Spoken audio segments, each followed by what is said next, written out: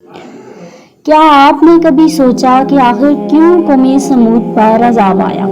Welcome to another episode of قصص القرآن۔ ناظرین، آج ہم بات کریں گے کہ قوم سمود پر عذاب کس وجہ سے آیا۔ آپ کو بتاتے چلیں کہ قوم سمود ایک طاقتور قوم تھی جو پہاڑوں کو تراش کر مکانات بناتی تھی اور وہاں پر وہ لوگ رہائش پذیر ہوتے، لیکن وقت گزرنے کے ساتھ ساتھ انہوں نے اپنی طاقت پر غرور کرنا شروع کر دیا۔ اللہ نے انہیں تقریباً ہر چیز سے نوازنا شروع کر دیا، لیکن with the passage of time ان لوگوں نے بت پرستی شروع کر دی۔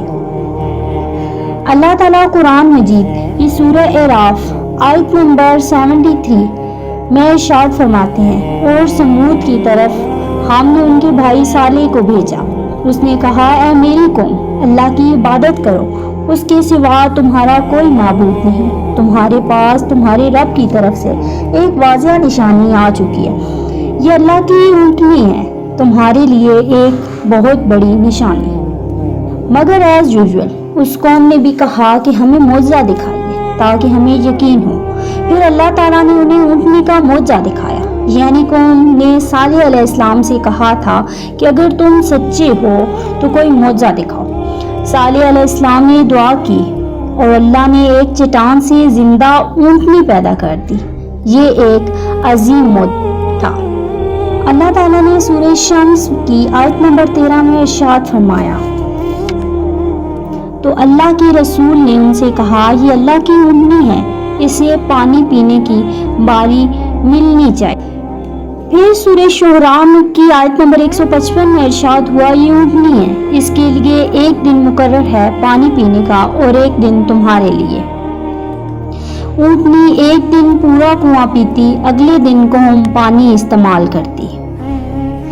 یہ امتحان تھا، بیسیکلی یہ ان کا ایمان کا جائزہ تھا، بس انہوں نے اونٹنی کو مار ڈالا۔ سورہ اعراف کی آیت نمبر 77 میں ارشاد ہوا کہ پس انہوں نے اونٹنی کو مار ڈالا اور اپنے رب کے حکم سے سرکشی کی اور کہا، اے صالح، لے آؤ وہ عذاب جس کا تو وعدہ کرتا تھا اگر تو سچوں میں سے ہے۔ پھر اللہ تعالیٰ نے سورہ ہود آیت نمبر 65 میں ارشاد فرمایا، صالح نے کہا کہ اپنے گھروں میں 3 دن تک مزے کر لو، یہ وعدہ جھوٹا نہیں ہے۔ پھر سورہ ہود کی آیت نمبر 67 میں اللہ تعالیٰ ارشاد فرماتے ہیں، پھر انہیں ایک زوردار چنگاڑ نے پکڑ لیا، وہ اپنے گھروں میں اونڈے پڑے رہ گئے۔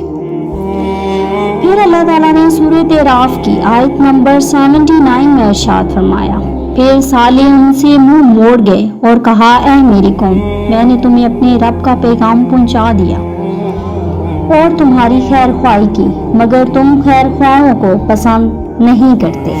ناظرین، یہ واقعہ ہمیں سکھاتا ہے کہ اللہ کے احکامات کو نظر انداز کرنے والا آخرکار خسارے میں رہتا ہے۔ اگر آپ بھی چاہتے ہیں کہ اللہ کی رضا حاصل کریں تو قرآن و سنت کی تعلیمات پر عمل کریں۔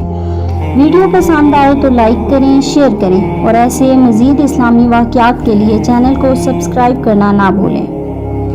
آپ کی اس چھوٹی سی کوشش سے میری حوصلہ افزائی ہوگی۔ جزاک اللہ خیرا کثیرا۔